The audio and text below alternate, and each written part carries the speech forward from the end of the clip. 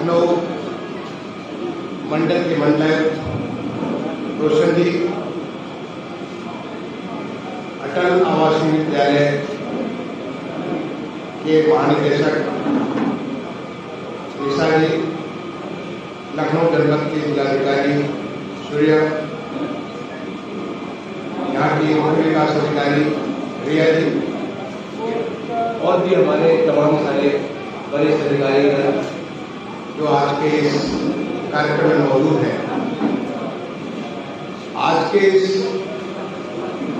परिसर में वृक्षारोपण किया गया उसमें उपस्थित इन बच्चों के तमाम सारे अभिभावक और माता पिता, इस विद्यालय के प्रधानाचार्य श्री सुखबीर सिंह जी, अन्य यहाँ के अध्यापकगण और प्यारे बच्चों, आज आप सबसे बातचीत करके मुझे बहुत ही खुशी हो रही है। मैं आप सारे लोगों को इस बात के लिए बहुत बहुत बधाई दूंगा कि माननीय मुख्यमंत्री जी की एक सोच है कि कैसे हम गरीब बच्चों को सुयोग्य बना करके समाज के लिए बहुत ही महत्वपूर्ण उत्तरदायित्व उन्हें ले सकते हैं। ये माननीय मुख्यमंत्री जी का प्रदेश में ही नहीं देश में पहले बार, मैं कहूँगा फॉर द फर्स्ट टाइम देश में किसी ने ऐसा कुछ सोचा कि ऐसे लोग जिनके माता पिता मजदूरी करते हो निर्माण के ऊपर, तमाम सारी बिल्डिंग बनती है, तमाम सारी कल कारखाने, सड़कें, ऐसे तमाम निर्माण कार्य होते हैं। उन निर्माण कार्यों में जिनके माता पिता रोजगार करते हैं, मजदूरी करते हैं, ऐसे लोग आज कभी किसी शहर में, कल वो किसी शहर में जहां मजदूरी मिलती है वहां पे वो काम करने चले जाते हैं।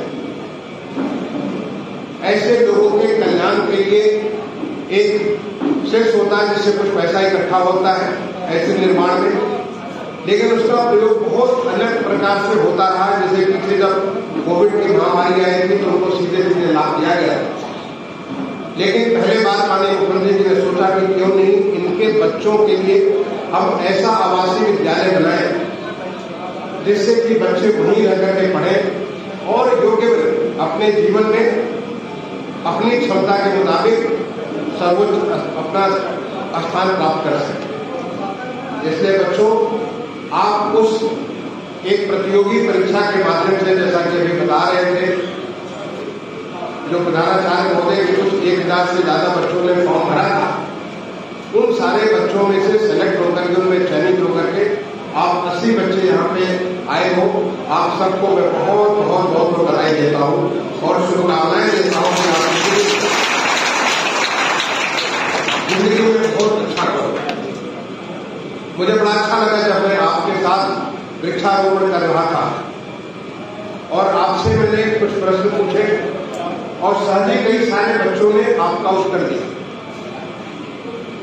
कल ही यहाँ पे एक दूसरे स्थान पे लखनऊ में जब मैं पूरे प्रदेश में एक महाअभियान, वृक्षारोपण का महाअभियान चल रहा था, एक बहुत बड़े स्कूल के बच्चों के साथ ऐसे में कल वृक्षारोपण कर रहा था और वहां उन बच्चों से कुछ प्रश्न मैंने पूछे थे पेड़ों के बारे में, लेकिन वो बच्चे जवाब नहीं दे पाए। लेकिन आप चूंकि जमीन से जुड़े हुए हो इसलिए आपको फर्क मालूम है कि ये हमारा पीपल का वृक्ष है, ये हमारा बरगद का वृक्ष है, ये हमारा पाकड़ का वृक्ष है, ये नीम है, ये कदम है, ये आम है, ये तमाम सारे जो वृक्ष है उसके हर एक के बारे में आपको जानकारी है। वो क्या देता है, कैसे देता, एक एक चीज की जानकारी है।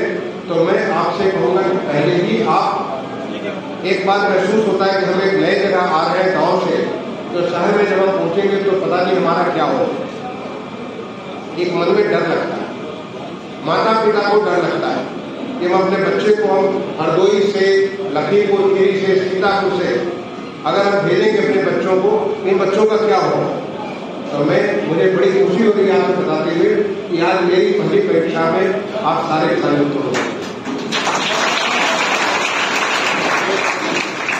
क्योंकि आपको जमीन की हकीकत, जमीन की धरातल आपको मालूम है, सारी बातों की जानकारी, और आप में एक उत्सुकता है, आप में कुछ आगे कर गुजरने का, कुछ आगे बहुत कुछ करने का एक मुद्दा है। और अपने ये बात अगर बनी रही तो जो माननीय मुख्यमंत्री जी की सोच है, ये बहुत बड़ी सोच है कि इन बच्चों को, जो कि शायद अपने गांव में रहने के कहीं पे एक निश्चित, जैसे कि पौधे को बोइए, पौधा जो उगता है तो उसमें तमाम सारी संभावनाएं होती हैं। हर बीज में अगर एक बीज आप ले लो, पीपल का बीज ले लो, बरगद का बीज ले लो, हर बीज में इतना बड़ा वृक्ष की संभावना होती है। लेकिन आप देखते हो कि एक पेड़ उग जाता है कहीं छत के ऊपर, तो उस पेड़ में वो थोड़ी सी हाइट बढ़ती है, उसके बाद वो बंद हो जाता है, क्योंकि उसको पोषण नहीं मिलता जो उसके लिए, जो चाहिए, उर्वरता चाहिए, जो उसके लिए अन्य आवश्यक चीजें चाहिए उसको बढ़ने के लिए, वो नहीं हो पाता, तो पेड़ इतना ही टूटा रह करके वहीं पर समाप्त होता है। लेकिन एक पीपल का वृक्ष या एक बरगद का वृक्ष या एक काकड़ का वृक्ष आप कहीं ऐसे जगह लगाओगे जहां उसकी जड़ें जितना दूर जाए, अनंत तक जाना चाहे वो जा सकती है, वो आसमान में जितना उड़ना चाहे उड़ सकता है, उसको जो भी जलवायु चाहिए, उसको मिट्टी चाहिए, वो सारा चीज उसको पोषण चाहिए, वो सब कुछ मिल रहा है, तो फिर वो वट वृक्ष ऐसा वट वृक्ष बन जाता है जिसके नीचे भगवान बुद्ध को भी बोधि प्राप्त होता है। तो बीज तो वही रहता है, बीज तो वही रहता है, लेकिन एक बीज को जो माहौल मिला उसके नाते वो एक बोधि वृक्ष बन जाता है, और दूसरा बीज एक छोटा सा पौधा बनकर के वहीं पे खत्म हो जाता है। तो आप जिस माहौल से निकले हो, उस माहौल से निकलने के बाद आपके लिए इतना बड़ा कैंपस, अटल आवासीय विद्यालय का जो आपको परिसर मिला है, यहाँ पे चुन करके जो हमारे नवोदय विद्यालय के, जैसे अभी आपसे सुखबीर सिंह जी बात कर रहे थे, ऐसे प्राचार्य मिलेंगे, ऐसे पढ़ाने वाले आपको अध्यापक मिलेंगे, अध्यापिकाएं मिलेंगी, ऐसे लोग मिलेंगे जो आपको अपने बच्चे के जैसे आपको आगे बढ़ाएंगे। जिन बच्चों में थोड़ी कमी होगी, हो सकता है थोड़ी कमी हो, क्योंकि आपको बचपन में माहौल नहीं मिला, थोड़ी कमी रह गई, अगर थोड़ी कमी रह गई है, उस कमी को पूरा करके हर बच्चों को एक बराबर लाने की कोशिश करें, ये भी आपके लिए प्रयास हो, क्योंकि ये विद्यालय ऐसा है जहां पे आपके तो रहने की व्यवस्था है ही, साथ ही साथ आपके अध्यापकों के भी रहने की व्यवस्था है, जो आपके कर्मचारी हैं यहाँ पे उनको भी रहने की व्यवस्था, सारे के सारे एक परिसर में, जैसे हमारा गुरुकुल होता था पहले। आपने कितने बच्चे गुरुकुल के बारे में जानते हो? हाथ ना रखो। जो हमारी ऋषि परंपरा में एक गुरुकुल होता था, हमारे गुरु होते थे और गुरु माता होती थी, और वो तमाम सारे हमारे जो शिक्षक होते थे वहीं पे सारे के सारे मिल करके और वहीं सारा शिक्षण करते थे, और वो हमारे वैदिक ज्ञान को पूरे देश दुनिया में फैलाते थे। वैसे आपको एक ये गुरुकुल वाली परंपरा के रूप में यहाँ पे माहौल मिलेगा, लेकिन मात्र बिल्डिंग से और ये हमारे अध्यापक होंगे, अच्छे होंगे, उतने से सब कुछ नहीं हो जाता, बल्कि एक नई सोच विकसित करने की आवश्यकता होगी। मुझे ऐसा महसूस होता है, जो मेरा अपना खुद का अनुभव कहता है, कि बच्चों को संस्कारवान बनाना होगा। बच्चों में अच्छे संस्कार शुरू से, बचपन से, एक संस्कार आपको माँ बाप ने दिया, एक संस्कार आपके परिवेश ने दिया, जिसमें जहां पे आप जिस गांव से आए हो उस परिवेश में आपको दिया, और एक संस्कार आपको ये विद्यालय ने। आपके जैसे आज मैं पूरे प्रदेश का मुख्य सचिव हूं, मैं पूरे देश का शहरी एवं आवासन कार्य मंत्रालय का सचिव था ऑलमोस्ट करीब 5 साल तक। मैंने हमारे देश का जो सबसे बड़ा, सबसे प्रतिष्ठित इंजीनियरिंग कॉलेज है IIT जिसको कहते हैं, भारतीय प्रौद्योगिकी संस्थान, वहां कानपुर में मुझे पढ़ने का मौका मिला। जो दुनिया का बेस्ट पब्लिक पॉलिसी के बारे में सबसे अच्छा एक इंस्टीट्यूशन है, जो पूरे इंटरनेशनल इंस्टीट्यूट है हॉलैंड में, वहां मुझे पढ़ने का मौका मिला। आपके जैसे पहले 12 साल एक गांव में पढ़ा। पेड़ के लिए अभी तो हमारा माननीय मुख्यमंत्री जी ने इतना अच्छा कायाकल्प कर दिया, जिसके नाते गांव के स्कूल में भी पीने का पानी भी है, शौचालय भी है, फर्श भी आपका अच्छा है, क्लासरूम भी बड़े अच्छे हैं, सबको बच्चों को ड्रेस भी मिलता है, सारे बच्चों को बैठने के लिए मेज कुर्सी भी मिलती है, सब कुछ सारी व्यवस्था है। मुझे देख के बड़ा गर्व होता है कि हमारे पूरे प्रदेश में इतने अच्छे कायाकल्प किया माननीय मुख्यमंत्री जी ने। वो जिस जमाने में मैं अपने गांव में पढ़ता था, हम लोग पेड़ के नीचे पढ़ते थे और पानी बरस जाए तो बरामदे में चले जाए। केवल एक कक्षा हमारा होता था, कक्षा 5, जिसके लिए क्लासरूम था, बाकी सारे बच्चे बाहर पढ़ते थे, पेड़ों के नीचे पढ़ते थे। और वहां से सीधे गांव से निकला तो मेरा सिलेक्शन हो गया एक पब्लिक स्कूल में। जैसे आपको स्कॉलरशिप राज्य सरकार ने दिया, मुझे भारत सरकार ने स्कॉलरशिप दी, वो पढ़ने को चाहता, इसलिए भारत सरकार ने मुझे स्कॉलरशिप दी, सीधे मैंने करके रांची पहुंच गया। और आपके जैसे ही ऐसे ही परिवेश में एक पब्लिक स्कूल में जिसमें सारे बच्चे वहीं रहते थे, सारे अध्यापक अध्यापिकाएं भी वहीं रहते थे, सारे कर्मचारी भी वहीं रहते थे, सारी एक पूरा एक परिसर था जिसका नाम था विकास विद्यालय। विकास विद्यालय रांची में पहुंच गया। मुझे तो अंग्रेजी में नहीं आती, क्योंकि गांव में तो हम कक्षा 6 में ABCD पढ़ना जानते थे और कक्षा 7 में हम पहुंच गए रांची को। तो हमें बेसिक अंग्रेजी टी बोझ के अलावा काऊ के ऊपर लिखने पाता था कि काऊ has got 4 legs and 1 tail, इसके अलावा कुछ नहीं आता था। न आर्ट आता था, न म्यूजिक आता था, कुछ भी नहीं आता। लेकिन वहां हमें भारत सरकार की जो एक स्कॉलरशिप के लिए छात्रवृत्ति मिली, वहां हमें पहला तो हमारे अंग्रेजी ठीक करने के लिए अलग से मिले टीचर मिले और रिमेडियल क्लास। ऐसे लोग तो हमारे जैसे वातावरण चाहते थे, उनके लिए एक रिमेडियल क्लास होता था कि कैसे बाकी बच्चों को बना पाता। क्योंकि मेरे साथ पढ़ने वाले वहां के मुख्यमंत्री जी थे, उनके भी बेटे थे। मेरे साथ पढ़ने वाले बड़े बड़े जो है कॉमर्शियल ऑर्गेनाइजेशंस, बड़े बड़े जो इंडस्ट्रीज, उनके मालिकों के भी बच्चे थे। वहां पढ़ने वाले बड़े बड़े प्रशासकों के, मिलिट्री और पुलिस ऑफिसर्स के बच्चे थे। लेकिन हमारे जैसे भी कुछ बच्चे थे जो कि भारत सरकार की छात्रवृत्ति पे आए थे। और उन बच्चों को एक बराबर करने के लिए 6 महीने के लिए स्पेशल कोचिंग क्लास, जब सारे बच्चे आराम कर हम लोग बैठ के पढ़ते थे, ताकि हम उनके बराबर अंग्रेजी हमारी बहुत है, बाकी चीजों कोई कमजोरी नहीं, अंग्रेजी हमारी कमजोरी। और उसके बाद एक बार जो संस्कार तो गांव से आपका बनता, जब संस्कार आपका बन गया तो फिर तो एक बात आपके मन में आता है कि हमें उत्कृष्ट प्रदर्शन करना है। द सेंस ऑफ एक्सेलेंस, हम जो भी करेंगे वहां पर एक्सेलेंस करेंगे, तो फिर कोई रोक नहीं सकता। जब आप में एक बार संस्कार बढ़ जाए कि हमें सच्चा इंसान बनना है, हमें ईमानदारी से काम करना, पूरे निष्ठा के साथ काम करना, फिर आपको दुनिया की कोई ताकत रोक नहीं सकती, आप बढ़ते चले जाओ। इसीलिए मैंने यहाँ पे बार बार जो आपके जो महानिदेशक, जो डायरेक्टर जनरल है अटल आवासीय विद्यालय, उनसे मैं सबसे अनुरोध करता हूँ कि बच्चों को पढ़ने के लिए जो क्लास को नहीं चाहिए, बच्चों को पहले बच्चे तो बिल्कुल एक खुली हुई संभावनाएं हैं, वो कुछ भी बन सकते हैं अगर उन्हें अच्छे संस्कार मिले, तो उनके लिए कोई भी दुनिया की ताकत रोक नहीं सकती है। जैसे कि हाल में मैं सीतापुर गया था, वहां पे श्री नागर फाउंडेशन के एक स्कूल में उन बच्चों को देख के मुझे अपने विद्यालय की याद आई।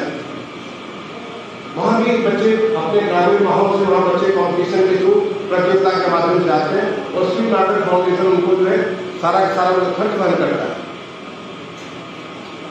और उन्हें एक अच्छे संस्कार देता है। और आज वहां से बच्चे निकल करके दुनिया के तमाम सारे देशों में गए, तमाम सारी ऐसे ऐसे जिम्मेदारियां हासिल की है जो कि शायद वो वहां पहुंचने की बात सोच भी नहीं सकते थे कि वहां पहुंच सकते। तो तुम्हें बच्चों एक अच्छा माहौल मिल रहा है यहाँ पे, और यहाँ के अध्यापकों को जो हमारे वैल्यू सिस्टम है, अगर वैल्यू सिस्टम आपका जो हमारे मूल्य है, अगर वो सही बन जाए कि हमें बिल्कुल स्वच्छ रहना है। आपको मैं बताऊं कि हमें स्कूल में तो इस बात के लिए देखा जाता था। जब हमारी पहली वहां तो था यहाँ पे कैसा डीजी साहब तय करके उनके निर्भर करता है। हम किसी को जानते नहीं थे कि कौन किस जाति का, कौन धर्म का, कौन किसका, हम सबको एक नंबर मिल जाता है और हर बच्चे दूसरे को नंबर से जानते हैं। उन्हें पता ही नहीं था कि कौन कहाँ का है, क्या है, सब नंबर से जानते हैं। आज भी मुझसे मेरे क्लासमेट मिलते हैं स्कूल के, तो मैं जानता हूँ 320 है, 540 है, ये 212 है, 691, हम उनको नंबर से जानते हैं, नाम से नहीं जानते। उनका क्या नाम है मुझे मालूम। हमें सुबह से लेकर के सुबह सवेरे 5, साढ़े 5 बजे से लेकर के रात में 10 बजे का एक मिनट हमारा टाइम रहता है। क्या करना है, कैसे करना, कब आपको खेलने जाना है, कब आपको पढ़ने जाना है, कब आपको। हमारा सवेरे का जो भोजन होता था, सवेरे का हमारे पेट के अंदर पहला दाना लाके डाला जाता है, क्योंकि हम पहले जाते थे, पहले व्यायाम करके आते थे, तैयार होकर व्यायाम करके लौटते, तैयार होकर के पहले मंदिर जाते थे। वहां पे पुजारी जी हमको पूजा करने के बाद 4 दाना लाके डाला किया करते।